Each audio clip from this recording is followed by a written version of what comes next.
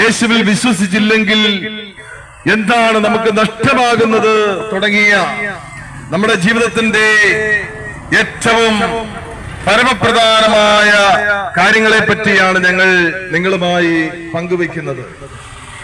ഈശോ ജനിച്ചപ്പോൾ സ്വർഗത്തിൽ നിന്നും മാലാഖമാർ ഭൂമിയിലേക്ക് ഇറങ്ങി വന്ന് അവർ ഉദ്ഘോഷിക്കുകയാണ്, ഇതാ സകല ജനത്തിനും വേണ്ടിയുള്ള സന്തോഷത്തിന്റെ സദ്വാർത്ത, നിങ്ങൾക്കായി ഒരു രക്ഷകൻ കർത്താവായ ക്രിസ്തു ഇന്ന് ദാവീദിന്റെ പട്ടണത്തിൽ ജനിച്ചിരിക്കുന്നു.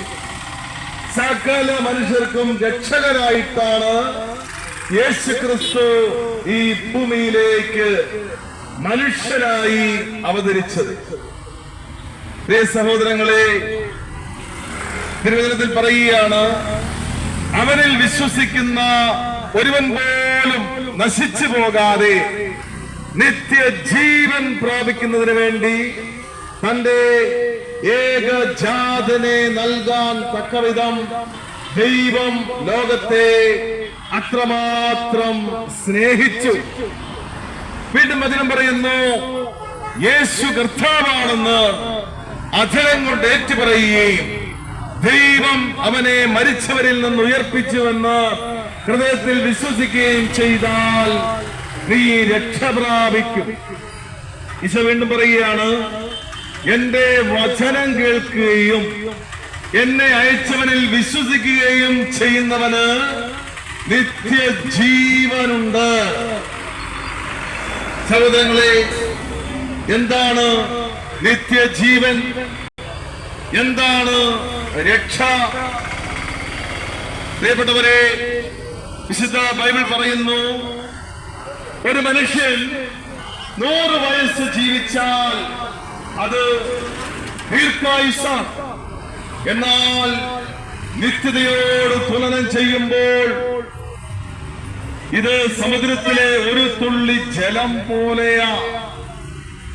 അതായത് മനുഷ്യൻ ദീർഘായുസ് എന്ന് പറയുന്ന ഒരു 100 വർഷം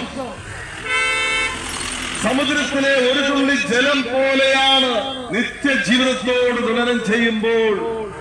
കാരണം മനുഷ്യൻ ശരീരം മാത്രമല്ല, ആത്മാവുമുണ്ട്. ഈ പ്രപഞ്ചത്തില്, ഈ മനോഹരമായ പ്രപഞ്ചം, നമ്മുടെ കണ്ണുകൊണ്ട് കാണാൻ സാധിക്കുന്നതും സാധിക്കാത്തതുമായ അനേകം ജീവജാലങ്ങൾ ഉൾക്കൊള്ളുന്ന അതിമനോഹരമായ പ്രപഞ്ചം, ഇത് മുഴുവൻ സൃഷ്ടിച്ചത്, ഇതിനെല്ലാം ഉടയവൻ സർവശക്തനായ ദൈവമാണ്. ദൈവത്തിന്റെ സൃഷ്ടിയില് ഏറ്റവും മകുടമായ സൃഷ്ടിയാണ് മനുഷ്യൻ.